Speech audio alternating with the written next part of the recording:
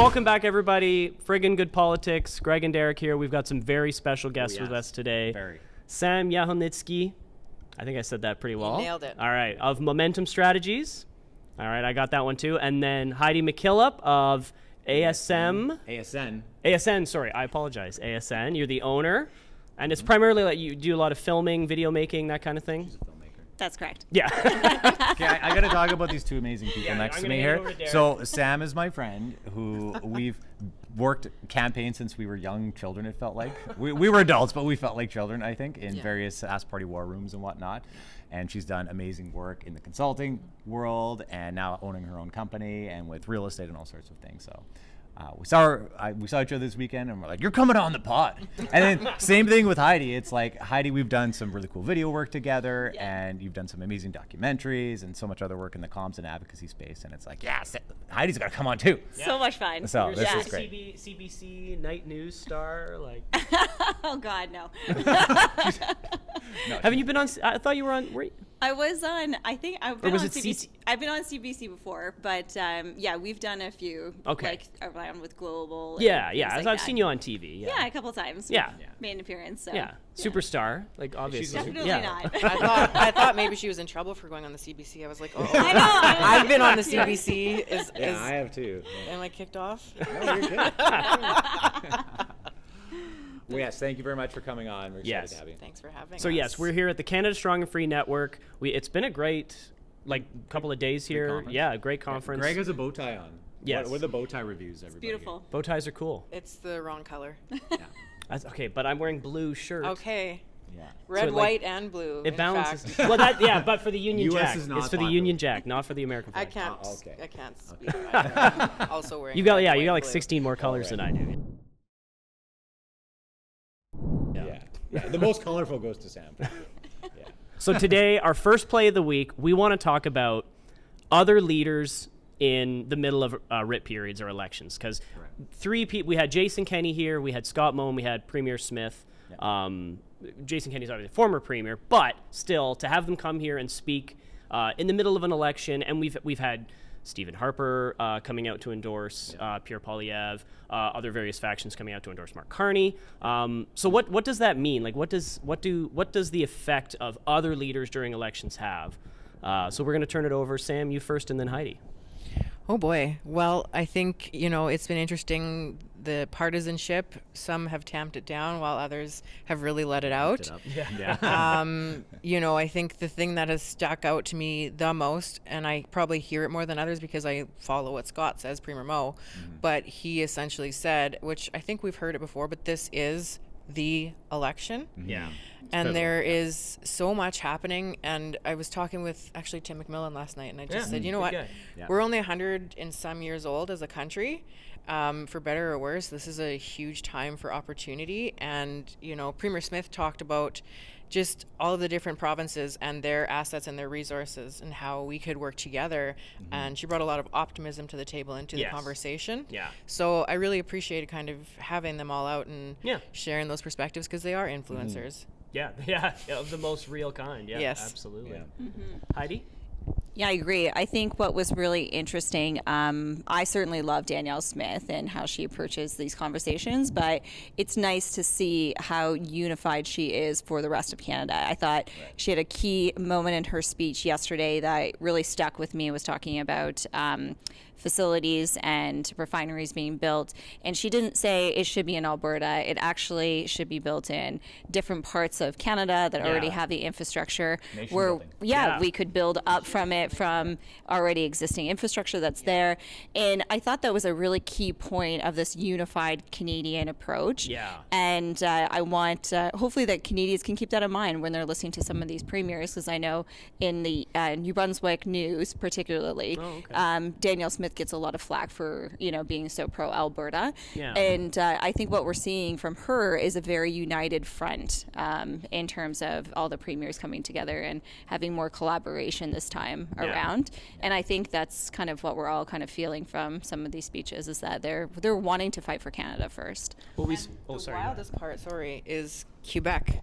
Yeah, I was going to say, being very pro Canada. Yeah. Very pro Canada. Yeah. Well, who would have known? And Premier Smith was like, there was the headlines in the National Post about how they're like, okay, we're eye to eye on all these things. Let's work with that. Yeah. Crazy times, right? And, okay, here's the one thing I want to ask. It's I like her. Like Premier Smith has been criticized for standing up for her province, being pro-Alberta. This is what premiers are supposed to do. Yeah. Good premiers, they stand up for their province first. That's who elected them. That's who they work for. It's literally their job. That's literally their job. And she's been called a traitor, and it's like, how dare you not be okay with tariffs and on oil products going to the United States?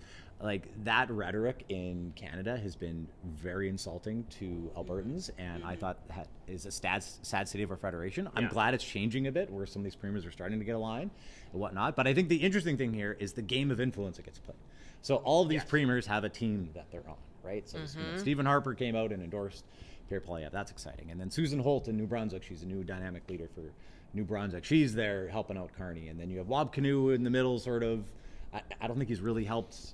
I think he actually met with all three. Yeah. He's top been pretty three diplomatic, parties, actually. Yeah, he's been very, So, and then David Eby hasn't really done too much there. Mo was obviously pro Poilievre. He said some things today that was like, this is a pivotal election, like you were saying, Sam. Yeah. We got to change some stuff here. So they're all out there. And obviously Daniel Smith has made a big impact in the election. And then it started with Doug Ford, Premier Ford, right. basically being like, Carney's a great guy. I'm going to go for breakfast with him. And everyone's like, what does like this mean? Conservatives like, oh no, our main guy is not really supportive of the Poilievre guy. And we all know there's battles going on there. We've seen the news happening there. That is, for me, as you know, I would say I'm a movement guy for the conservative side of things. It's disappointing, and I don't like the conversation back and forth there. Not my favorite at all. But this is the game of influence that people want to play. And so I think that's really interesting and fascinating. And you even see Jean Chrétien coming out, and they put Paul Martin in a locker somewhere, saying that Justin Trudeau, he's in a locker. He's not allowed to have influence in this election. Trudeau, you keep going to Canadian Tire. Yeah, he's too busy buying stuff at Canadian Tire. Yeah, you're not allowed. So if you don't know, there was Justin Trudeau at Canadian. That's like the last we've seen of him. Is that Canadian Tire shopping? They're like Sasquatch sightings. It's probably Mike Myers too. Yeah, and Mike Myers showed up out of nowhere. So you have all these Tire. personalities that like they're clearly on one team or the other, and then you have sort of people on the side trying to do things. So I don't know. What do you all think about that? What? I think it's impressive that Pierre, not to be glib about comparing him to Doug Ford for all the various reasons we've talked about, but it's interesting that Pierre has managed to imitate that same pro-trade worker, union worker thing that Doug Ford did, especially in the 2022 election. He repeated it in the most recent provincial election. You mean all the trade, like the union endorsements? Yeah, that's like that's been a big play. Yeah, 14 or something, various group endorsements. So I think that's actually quite fascinating. And it's obviously that Pierre has stolen that sort of voting block from the NDP, which is why we've seen Jagmeet going after him as well as Mr. Carney during this election. Yeah, that's right. Thoughts?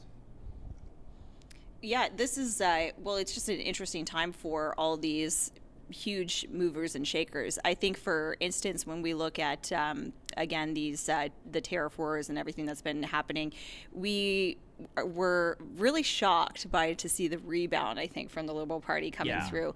I think that's really what a lot of people are surprised with about this whole perspective of Canada. And because they're getting momentum to the point that they are, it's going to be, in my opinion, a very close election. I think there's not really anybody that is able to articulate exactly who's going to have a clear win. I think there's a lot of swing riders. I think there's a lot of in-between things here that are happening.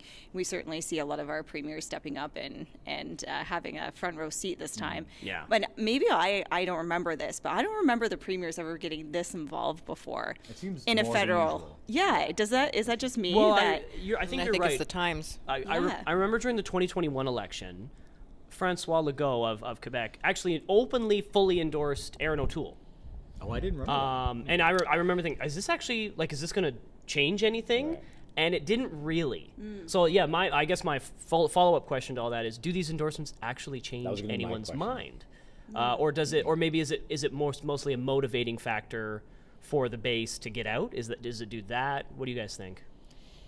I think it matters a little bit, but it really doesn't move the needle that much. And unless it's like we knew Stephen Harper was going to endorse Pierre Poilievre. I think that's pretty clear. If he didn't, that would be a story. But but I think it helps. Like the Conservatives are trying to get the boomer vote back. They've lost that to Mark Carney. So absolutely. it's like Stephen Harper has that very experienced boomer gray hair kind of look going on. Yeah. Sweater daddy. Yeah, sweater daddy. They gotta love sweater daddy Harper.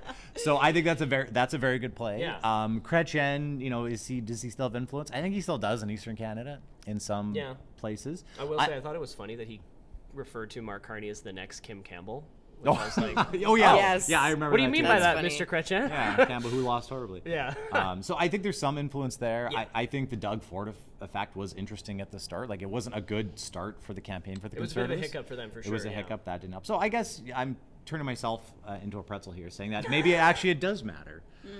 Maybe it does help. Like, maybe you guys can comment on Smith and Mo's comments. Are they going to really influence Eastern Canada's and boomers in this election, do you think?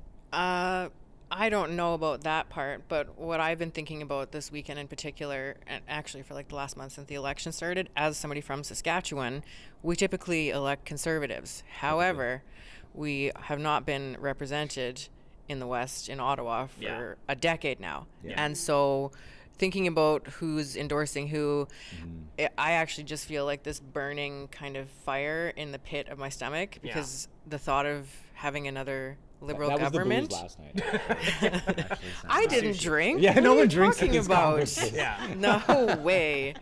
I'm really curious to see how the rest of the country reacts if we do end up with another Liberal government, you know, and Premier Mo's comments about policies matter, and this really matters. We have a huge opportunity to rewrite the future of our entire country and our economic future. Yeah. And I frankly just see it very clearly as it's going down the drain with the Liberals. Maybe that's too partisan, and the Conservatives are our only hope. Yeah. And that's where I'm sitting looking at it. I can understand that from the Western perspective. Yeah. Okay, from the Western perspective here too, most of the Western premiers, Mo and certainly Smith, and even Quebec has warned that if the Liberals get in, we have a national unity crisis happening. Yeah. No one seems to care. Like, I've sort of seen this online a lot. It doesn't get any traction. People are talking about it. I think That's because they haven't seen the flag I designed yet. you designed. And the anthem is coming. Oh wow! The Okay. new national anthem is coming. Sam is leading a separatist movement. Is that what's going on here? I will. I wonder if it's an effect of, like, that's the next war. Like, we got to Right, win this right. war first, and Yeah. then we'll worry about that all after. Right. Yeah. Heidi, I actually wanted to ask you because there's been quite a little bit of buzz in the media. Some of the polls showing not huge, but sizable Liberal sort of boost in specifically Alberta. Do you think Premier Smith's endorsements, endorsements, because she's given quite a few now over the last few weeks, do you think those will actually become a factor? Like we're talking about, maybe they mean more than we think, because I think if I'm recalling correctly, the last provincial poll had the UCP up 10 points over the NDP. So if it's actually closer than we think in Alberta, does her influence over that constituency help Pierre Poilievre at all? Well, that's a really good question, and it's hard to say unless you really quantify it in some form of data to say for certain. Yeah. But I think what is certainly kind of from a social perspective, if you were just to say, culturally speaking, if you're walking around downtown talking to average people, I think most folks in inner cities tend to vote, we see this across the nations, a little bit more towards the Liberal side of things. Yeah. And we see our rural communities that are the foundation of producing agriculture, cattle ranching, you name it, coal mining. These are the folks that are integrated in a way that they share very conservative values. Yeah. They tend to vote for the same party. They have a little bit more party loyalty. We see this in Saskatchewan as well.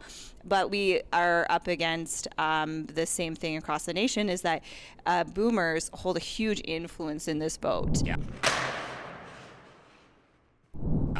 We're seeing the polls. If we believe the polls are trending. That's our next. Let's just go on. Let's go. We're gonna go right into the second I'm just play. gonna open that door right now. Dive head in. Because I feel like the polls are interesting. There's something that we can hopefully talk about post-election to see really what the results were, who were accurate, what was the right trends. Yeah. And the trends, according to them, are saying that millennials are going to tend to vote for the affordability and for the cost of living, and therefore vote for the Conservatives. Boomers are more worried about Trump's tariffs, retirements, RRSPs, that kind of thing. So if that is true, boomers have a very strong hold in this election over the millennials. And that will be, I think, the deciding factor is who's going to be more passionate to come out to vote. And certainly Danielle Smith's endorsement is important because she is really well loved in Alberta. She's got an extremely high percentage rating. It's gone up recently. Yes, and this is for conservatives, non-conservatives across the board. I think most people have tremendous respect for her.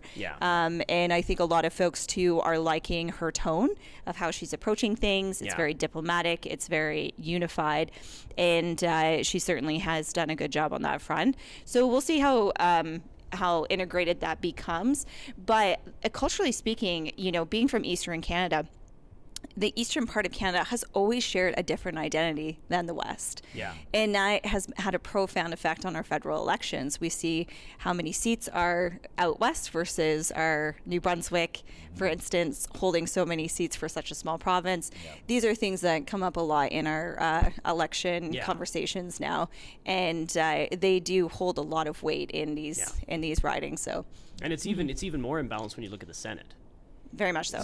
So that's a whole other topic. That's a whole other. We're not going to go there. We're not going there today. Go down the rabbit hole on that one, didn't you? Well, that's the next pod. We'll have you guys on for that. Senate reform pod. Oh my But we'll ask the question, and we'll start with you, Heidi, and we'll work our way down. I almost hate to ask it this way, but this is the way that everyone's talking about it. Are the polls fake?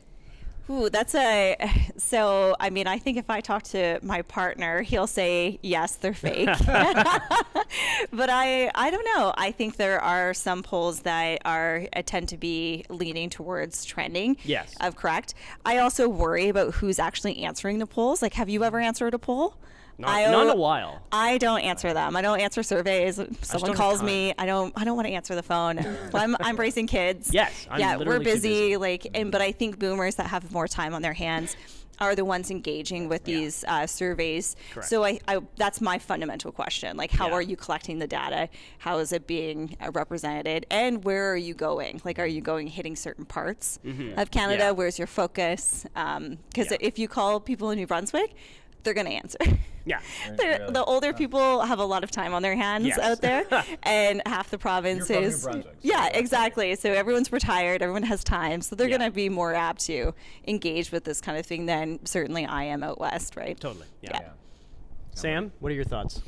I think polls are mostly fake. Just like debates are mostly fake. And wrestling and... wrestling is not fake. Oh, I'm sorry. What are you talking about? So what worries me is that the data that is available from the people that we're getting it from is diminishing. Phone numbers are basically dead because nobody gives their cell phone out, and it's like you don't answer your door anymore, you don't answer your cell phone. So I don't know what the answer is, though, because... how do you go out and find another way? Do we mandate some sort of government app to start polling people and get a better representation? I don't know what you can do to really fix this problem. There are panels that people sign up for, and it's an online panel. Yes. So you'll see the different polls where it's like this was an internet panel or this was a phone. So I think the phone ones they got to be hard to do nowadays. I would think to get a representative sample that way. The panels are interesting to me because you could get a good mix there, or it could be these are the people that answer surveys all the time, and they are very opinionated, and that's why they answer surveys. And sometimes they make a little money off of it. I tried to explain this the other day. Angus Reid is big on the panels, and some people say they have really good panels, some people say they don't. So it really depends of where these people are coming from, and are young people that are going to vote going on internet panels? Maybe. Hard to say. Maybe. But not. And the other thing is people say one thing on the internet and then something in person is very different, right? It's very easy to be a complete psychopath on the internet. I would know. I speak from experience. I have no idea what that's like. Derek? Okay, I'm gonna go on a rant here, so I need the microphone officially for this. So I've been thinking about this a lot, and you please interrupt me if you think I'm being stupid or crazy. Here's my two things on the polls. Okay. This made me feel better as a conservative-minded person the other day.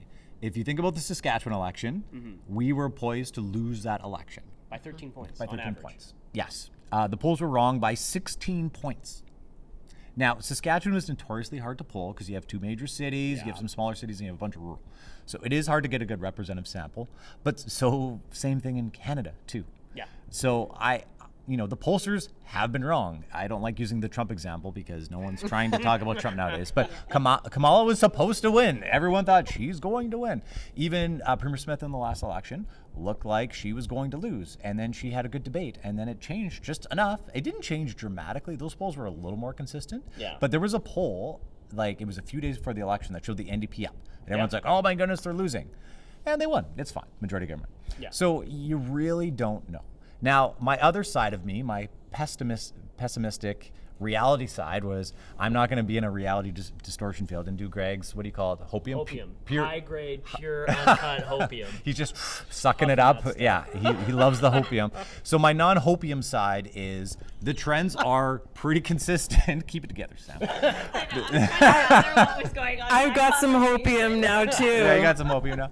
So the reality side is, if you look at all the polls, they're pretty consistent. And could all the pollsters be wrong and be underrepresenting Conservatives in all of them? Now, there's some polls that show the Conservatives up, some down, but there's way more saying the Liberals are way up in Quebec and Ontario, what you were mentioning, Atlantic Canada. So that's what has me incredibly worried, that I still feel the polls have to, I think they're underrepresented. I think there's going to be young people coming out. Yeah. I think, I heard this weekend, talking to somebody who knows someone this is like a friend that knows a friend that knows a friend. It's like, so it's not like a great source.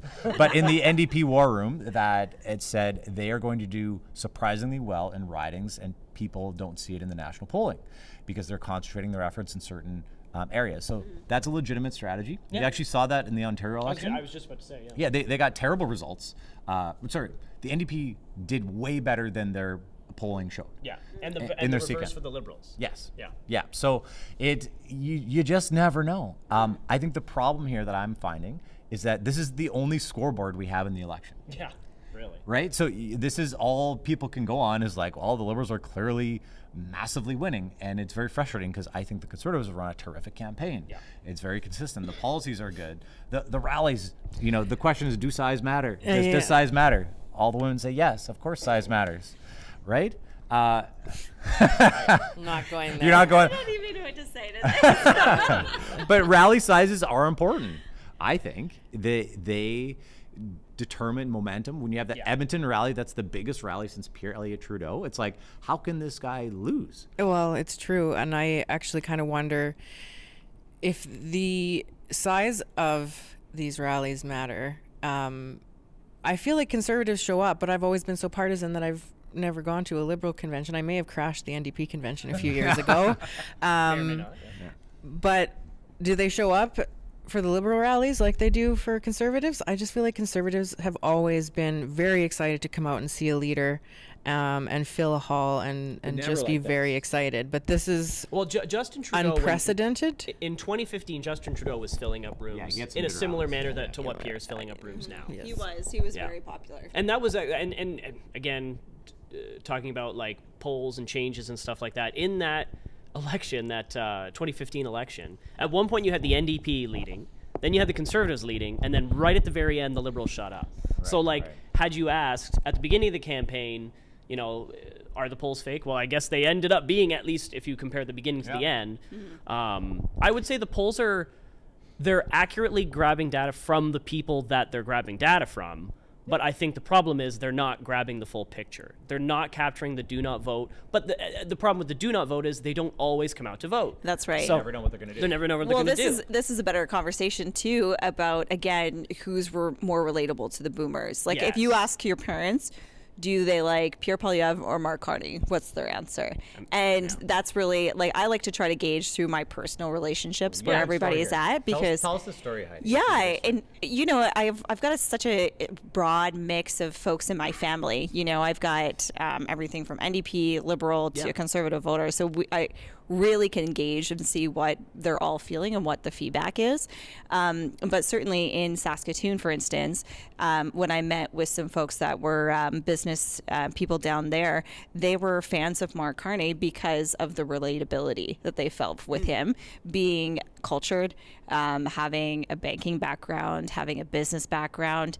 He is relatable to older people because he reflects them. Yeah. And I think that's an important message because Pierre Poilievre reflects more to a millennial because he's closer to our age. Yes. And he acts closer to what we're looking for. Yeah. And I'm not afraid to vote for someone that goes either way in terms of that aesthetic. But perhaps maybe boomers are really weary of maybe voting for someone that looks younger and they maybe absolutely are. be a little on the fringe side for them.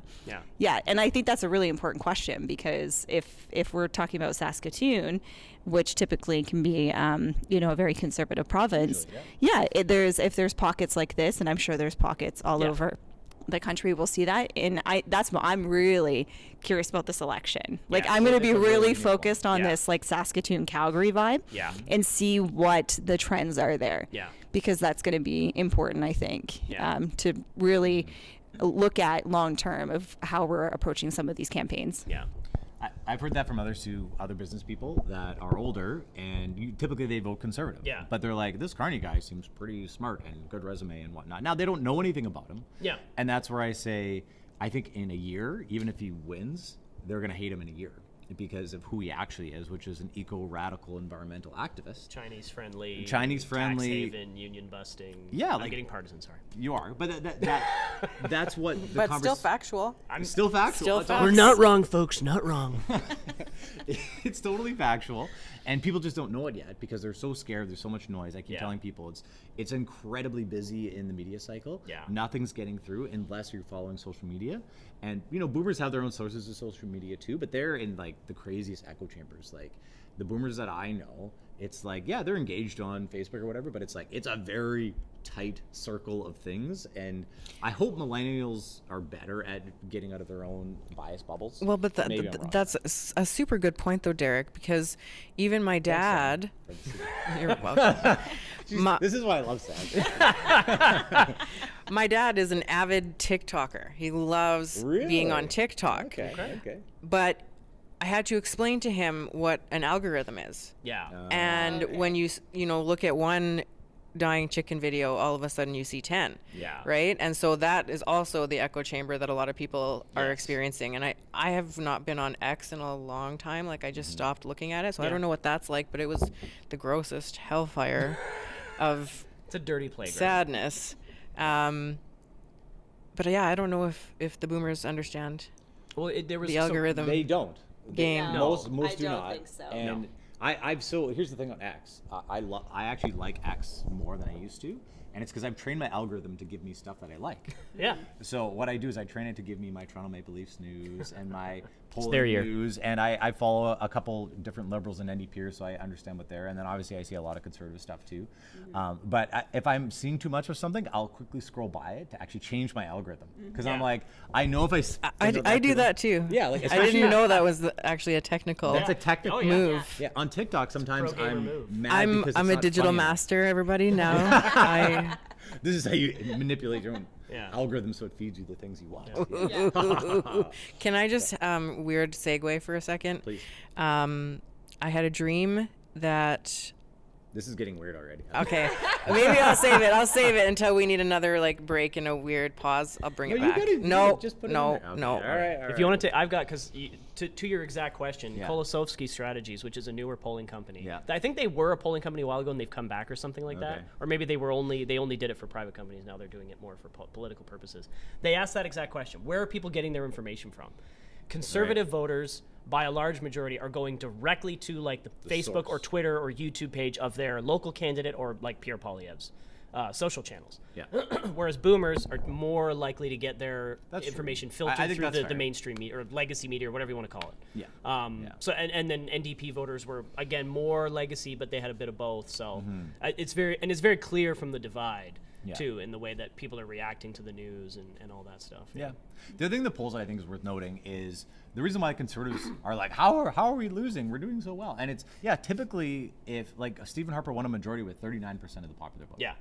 And so we're consistently polling around there. Yeah, in any other era, conservatives would give an arm and a leg for 40, sure. 39 to 40%. So like, yeah. Pierre sucks, he's horrible. Well, in a normal time, he would get a majority government. Yeah. Now, if you look at the polls and believe him today, he would lose and the Liberals will get a majority. So it's a very confusing time, but it's because, again, the NDP and the Bloc, their vote has completely fallen off. So there's been this huge consolidation on the left, which is very difficult for the Conservatives to overcome. And I think the trick is, will people abandon the Bloc and the NDP when they actually go vote? Yeah. I think they're saying that right now, but I think they'll be, maybe, Remains to be seen. Remains to be seen. I don't know if it's going to be enough of a swing, but I think those hardcore NDPers, they're like, can they really vote Carney? Like, Carney axed the tax and he did all, like, are they so scared of Trump they're going to, like, abandon their principles forever? Yeah. I don't know about that. I think there's going to be a little, like, that's why I kind of like that thing from the friend of a friend in the NDP war room, where it was like, they're going to do better in some of these ridings than you think. And I think that's true, because I can't imagine the NDP, like, going extinct. Like, Jagmeet Singh, we've criticized him a lot for being terrible. Yes. But he's been in our sin bin quite a bit. Yes, he has. But those NDPers are consistent voters. Yes. So but maybe Trump's too big of a threat. I don't know. That's what we'll see. But there's still, there's still 3 weeks left, and in that 3 weeks, there's the debates. So that's our second play of the week.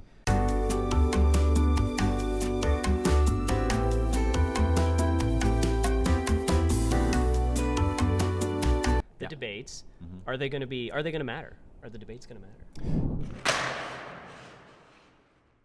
Yes, they're going to matter. Yeah. So that's my thought. Typically, I think we'd all probably agree that debates usually don't matter. It's kind of like a whatever. You got to get through them sort of thing. Like when we've worked in war rooms and advised leaders, it's like, just don't say anything bad. Don't say anything. Yep. And it's kind of like a tie overall. This is actually a funny play that every campaign runs. After every debate, no matter what, my candidate wins. There's always an email drafted. Yeah. Isn't that hilarious? It's like, Did you see them winning the debate? Yes. Yeah. I've made people on campaigns uncomfortable because I do that, and they're like, this is campaigning. This is not, grade school and you got to go get your paper graded. I'm telling the story. Yeah, exactly. Everyone tells a story. I think it was my sister was like, did you see the Liberals said that they won the debate after this other election? I'm like, of course they're going to say that. That's funny. That's what they do. But if you're not in if you've never been in a war room, it's very, people think, oh, they clearly and they'll have people saying that they won and whatever. That's the spin doctoring of the election that it goes on heavily, and I think the average citizen really doesn't know. Unless it's really obvious. Yeah. I mean, I think you can have some obvious debates, and you're like, oof. Yeah, like the Trump-Biden debate, which is not to bring up Trump again, but that was a clear and obvious situation in the Anglosphere where a debate went very poorly for the other candidate. See, I would say right off the bat, my clear win would be Rachel Notley and Danielle Smith during the provincial. That was a really clear one. That was a clear one. I think she was very poised. She wasn't reacting, wasn't getting emotional. No. And it was completely opposite, and I think it was really interesting to see because they were both women. Yes. And I thought that was brilliant to see that unfold, that debate. People were in that election were waiting because the whole narrative of that campaign was Danielle Smith is crazy, and the NDP launched all sorts of stuff that she said in the emotional. past. Yeah. And then they saw her on camera and they're Very like composed, but like firm and strong and standing up for the province, and they're like, wait a second, she's actually kind of good. Yeah. And Notley, this is my criticism after, I said she went to the dark side, and she couldn't stop her hate towards Danielle Smith. Like, the NDP hated her so much that they couldn't have any vision. They had no positivity, no plan. Yeah. And I think that was their downfall. And Notley in that debate she was just bringing up all these horrible things that Danielle Smith said in the past, and and Danielle actually had really good responses to all those things. Yeah. It's like, hey, I was on a radio show. I was, talking about this. I was talking about that. Yeah. And she was like very cool, calm, and composed. And so I think if Pierre can do that, in a sense of coming across very prime ministerial, but still having action, still having a plan, but it's like he's also a calming presence to the nation. Even though he's naturally a disruptor, he could be a calming presence to the nation as well. He could really turn things around. And then exposing Carney for a lot of the problems that he has, like his ties to China and his tax dodgingness that he has done, and many other things. If I were Pierre's team, he can stand up and speak no matter what. He's very smart. He's very quick. But this is, frankly, the first time it's kind of Carney's true debut to the country. Correct. It will be. And so I would be prepping and bringing up all that record and all those things and all that dirt, because the media has not covered it. at all. They've covered it a bit. Like they're finally starting to cover the China stuff. They covered a little bit of like there was a third Cayman Island tax haven that they found. Oh, really? I didn't hear about that. But like when you look at the big picture, it's still at least. Probably because we're more conservative, it does still feel like very one-sided, and it's felt very one-sided. Very much so. And there was another political podcast a couple weeks ago, maybe last week, and the Liberal guy on the podcast said, well, Mark Carney just really has to show up and do okay. You know, the Conservatives tried to paint Trudeau as not ready, and turned out he was. And so I think Carney can get that same kind of benefit. But I don't think I agree with that assessment. I don't think it's going to work out. He's going to fall apart beside Pierre no matter what, and so is he gonna hide? Well, so this is part 2 of this second play. Is this week, or was it yesterday, for the third time in as many weeks, Mr. Carney claimed that he was pausing his campaign on the heels of some bad news to go deal with Trump-U.S. relations, even though nothing changed. Does that help him, and does he skip out on the French or the English or both debates? If he has an excuse, he should. Yeah, I think that's his biggest risk. I've always said through this whole thing, put Carney in a closet and you win. Yeah, because it's just the resume and the gray hair and the vibes are good, so you don't do anything to ruin that. So it's like, again, this is a funny play for me because this is like, we have to have an emergency cabinet committee on U.S.-Canada relations, so I need to pause my campaign. Don't buy that, anyone. No. Everyone, this is purely political. Pretty much everything in government is political, so that's one thing to consider. But this is like incredibly political. Yeah. And it looks good because he plays the PM card. And he wins on that being the PM guy. Yeah. It's a huge advantage for him in this election. And I would absolutely do that if I was advising them too. What I'm actually thinking about is, in Canadian federal electoral history, has somebody skipped out on the debate? That's a good question. In the 2021 election, sorry, not 2021, the 2019 election, right after the blackface incident, not the main leaders debate, but another leaders debate that was hosted, Trudeau skipped out on. There's a famous picture where all the leaders are standing behind their podium. And they had the podium there for Trudeau, and he just didn't show up, and it was an empty podium. Now, of course, we all remember he still technically won that election, although he was reduced to a minority. Right. But there's precedent for it in some respects. And we saw Mr. Carney back out of the TVA face-à-face debate that was supposed to go on in Quebec. Yeah. So there is a precedent there. But Heidi, we'll turn over to you. Is the risk greater than the reward? Like, if he doesn't show up, does that actually end up hurting him more, or hurting him enough that it wouldn't be a good move for him to make? I would certainly say yes. I mean, I've watched a lot of my TikTok algorithm is, filmmakers going on the street and do streeter interviews. Yep. And there's a lot of undecided folks as well that really are trying to make up their mind last minute. Yeah. That's not the majority of the people we probably hang out with. Everyone's either, made up their mind because we're in that sphere. Yeah. But people outside of it that don't inhale politics 24/7. Then it's kind of like they have a different priorities in their day-to-day life. So they're still waiting on these debates. They want to see how they're interacting with each other, who's, as you mentioned, looks more like a prime minister, is acting more like a prime minister. And I certainly think, I'm really curious to see about Quebec when Mark Carney pulled away from the French debate. I think it was very, very clear how poor his French was. And I know you guys have previously mentioned this on your podcast, is it really surprised me when they called the election, because his French is so poor that he really should have taken time to, have a tutor, have a couple of months to kind of, and I think he would be capable of picking up the language, but he certainly is up against a clock right now. Well, he wouldn't be able to work in this hotel. No.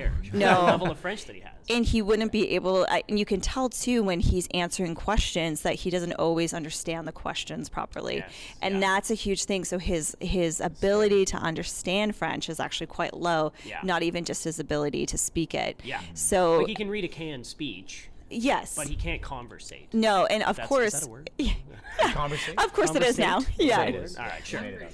But I'm going with that. In a debate, too, it's very tricky because you have now Pierre Poilievre, who is extremely bilingual. I mean, he is extremely versed in. His wife, too, is amazing. Yes. My goodness, they definitely are the top of their game in terms of, the French language skills. Yeah, exactly. So I think if we're comparing that, Mark Carney is going to have a really difficult time coming across with his points. Yeah. And I wonder how that's going to translate to Quebecers. Are they going to be okay with that? Are they going going to be okay with how proud they are of keeping the French language alive in Canada? Is that going to be a deciding vote factor for some switch voters over there?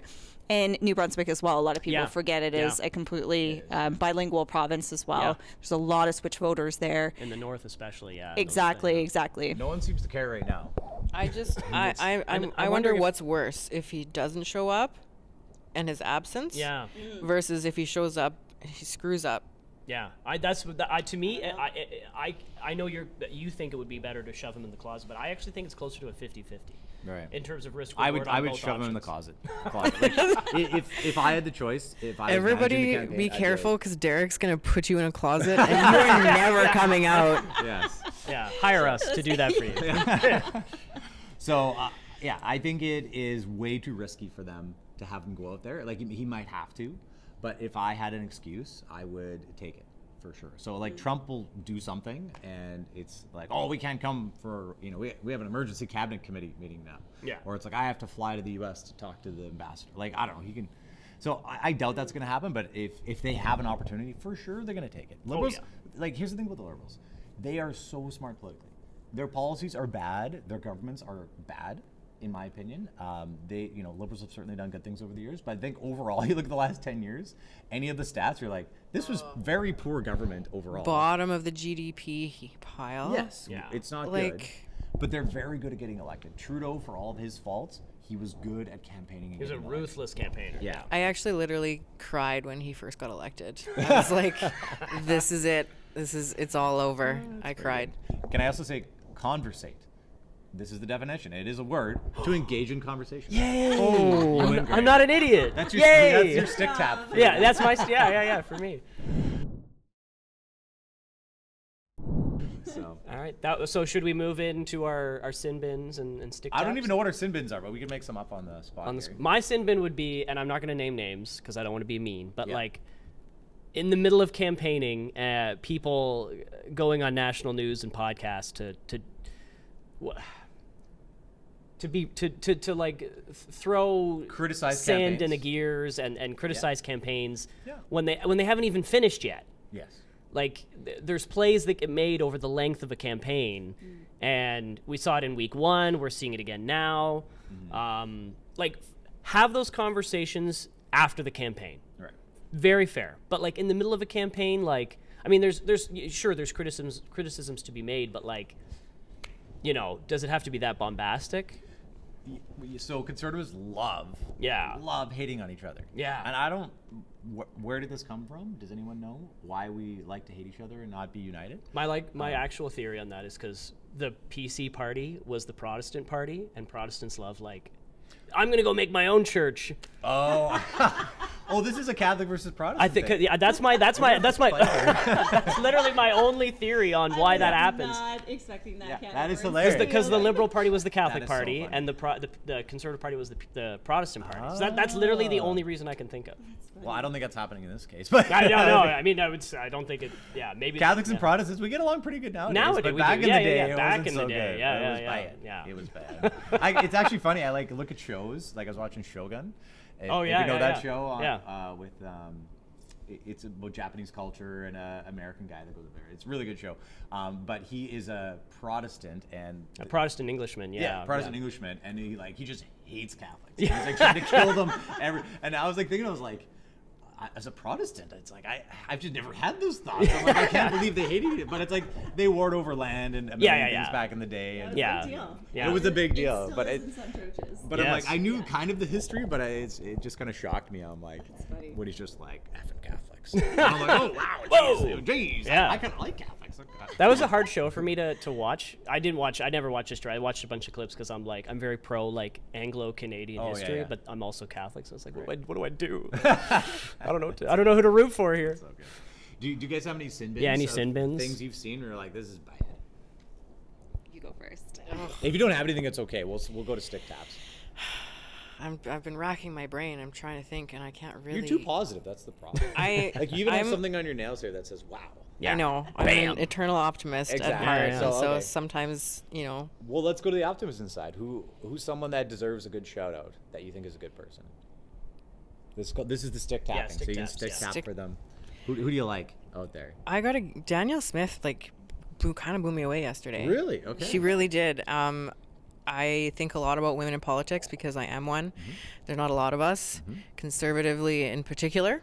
And I just had to give her huge props because she made a joke about having a brand new manicure or pedicure, and it was red. Yeah. And she came in wearing a white dress and jacket, and I just thought it was really kind of ballsy. Like, you're walking into a conservative convention, and she showed up very feminine presenting, which I respected, and I really loved her message. I just thought it was optimistic and moving and exciting in a way, and the way she kind of was nation building through her speech was very, very good to me. I just think we need more of that. So Nice. Sure. Yeah. All right. Good. Yeah, I hate to be the doppelganger here, but I concur with everything you just said. I'd say 100%. I think it's very interesting. There was an article out recently about women in politics, specifically conservative women in politics getting a lot of flack. It was a great article, very interesting to dive into that a little bit. I just think, obviously, women in general can certainly get criticized for a lot of things that maybe I would say that men can kind of pass through. And there's a higher standard. And so, for instance, if you have too much of a squeaky voice, if you're too emotional, if you're too this, you're too feminine, you're too masculine, then all of that gets judged. And, we look at our past Prime Minister, Justin Trudeau, was some of that the same articulation made in the mainstream media? And I would argue no. A lot of those things that he does and did, it wasn't a front row seat, whereas for Danielle it is. And I certainly have a lot of respect for her composure of being able to be emotional about subjects when she wants to be, articulate about certain subjects when she needs to be, and putting everything in a very calm and logistical manner. I appreciate any leader that can do that across our nation. And can I add on that? The sin bin potentially of Mark Carney. Basically criticizing Danielle Smith in a rally and saying, oh no, we're not going to have Danielle Smith talk to anybody because she's horrible and whatever. And then she had to sort of respond to that. I thought she did in a very strong manner, saying this is what happens with men who apparently think that women should be in politics, but as soon as one challenges them, then they get all upset and they hate you. Well, and he did the worst recovery. Rather than just being like, yeah, it was a stupid comment, I'm sorry. He did this like, it was just a joke, bro. It was a joke. And I'm like, that's literally the stupidest excuse. Okay, I have a sin bin, and it is Mark Carney. This is not a partisan podcast, clearly. His candidate who basically wanted to throw that other gentleman to the wolves in China, and he said, what did he say? This is a teaching moment? Teaching moment. It's just like they experienced it differently. You know? Those liberal men, God bless them. And then he went and replaced him with like an even more like potentially like conflicted candidate. So I was proud though when I saw the NDP stand up for this. Yes. I thought that was, I'll take it. I think it was good. I think we have to throw bones where they need to be thrown. Absolutely. And to say like when, again, this is like average Canadians need to be more unified. How do you do that? It's not through politics. Politics divide families. There's so many people that don't talk to each other in their own core units because they're so angry with each other. And that really breaks my heart because a united country for me is a united family first. And I think within your core family views and your family units, that is where the healing has to start in order for the rest of the country to flourish as well. And I don't think it's a top-down movement. No, it has to be and I think when the NDP did that, I was like, oh my goodness, thank you. Like that's great. So that what did they do exactly? they just came out and said it was unacceptable. It was Jenny we Kwan, are I think, all was their in MP. politics. This has to be a very clear message that we can't do this in Canada. We can't have these practices. Essentially, I'm paraphrasing everything, but that was the vibe. And I thought that was very classy of them to. You don't see them collaborating very often with the conservatives in the public they don't media. agree too often, but that was good. Yeah, I think that was a good shining moment. I think for Canadian politics. That's good stick tap. Who do you want to stick to? Stick tap. I'm just gonna say Shannon Andrews, friend of mine, worked in the. Nice. Sam and I worked with her very closely for a long time. She did a good job interviewing Prime Remote today, and she had some funny jokes at the start that I thought were great. It was like political staffer jokes that I thought were fantastic. Felt kind of like being back at home. Yeah, it's like I felt very heard when she Big did Sass that. Party nerds. Yeah. So that's good. And then Premier Mo had a good one-liner. It says, "You can ignore reality, but you can't ignore the consequences." That was a very of good line. reality. Yeah. And he was talking about how policies matter and how this election is so important. And I thought that was a good one-liner that I did a LinkedIn post on. Nice. And I liked it. Oh, just thank you. sitting beside you, I'm so inspired by your creativity, Derek. I put it on the internet? And you wrote a LinkedIn article about it. Good for you. Thank you. Love that. While I was listening to him. Yeah. I know. I Shannon, was I was very listening. impressed Yeah, and live. jealous. We did it I live. was. We did it live. Yeah. And then I'll stick tap Tim McMillan because you mentioned Good him guy. earlier, and we saw him right as we're coming in here, and he's a great guy. So, and I think we're missing his panel right now. We are. Oh, we're bad people. And Sorry. I'm literally on that board, and so That's Okay, even so we gotta worse. go. I got to beg for forgiveness. All right, we better go then. Yeah. Okay, Well, I'll we get it gotta finish quickly. your I'll thing. stick tap Yeah. Jason Kenney, Okay. who was here today, and He he's was phenomenal. been on a tear promoting Canada, defending Canada. Because there's he had he had some bad times, and I think this has been a bit of a moment of redemption for him to come back and be a really strong defender of Canada. I He's feel a like very smart guy, yeah. his angst is reflected on all of us, or our angst is kind of coming out of him. Yeah. Like, I haven't seen a politician truly emote the way that I feel. Yeah. And watching Kenny on the stage, I was like, yeah, Yeah. and intelligently Yes. parsing the politics of our current United States relationship, and it was just like cathartic and so good. Yes. Yeah, there was a former secretary, just to kind of explain this to people a little bit, Yeah. from the United States in Trump's first term that was in conversation with Kenny. And Kenny was like kind of slapping him around a little bit, being like, What the hell, man? yeah, well, your guy does not make any sense, and this is damaging to the world and the economy and the relationship and everything. And I thought it was a good back and forth. Of No, saying, yes. Kenny was like, why is your guy so stupid? Yeah, Why and- are MAGA people so dumb? And he down was there? not flapped at all by any of it, you No, know? he held his own. It, He it was- did. yeah. It was great. Yeah. Yeah, that was pretty good. So I guess is that a stick tap to the Canada Strong and Free Network Yes, as well? final We'll stick stick tap tap to to Canada them. Strong and Free. Zoe great puts on a discussion. great show every year. I'm sure she goes into a coma for a week after. I would. I would, yeah, I would, absolutely. certainly, yeah. And Heidi, Sam, thank you guys so much for coming on. This has Yes, been thank you. fantastic. Thanks, guys. Thank you. We'll see everybody. Make sure to subscribe, like, share, all those usual social media things. We Thank you appreciate to it. all the people who have done so far, and we'll see you later.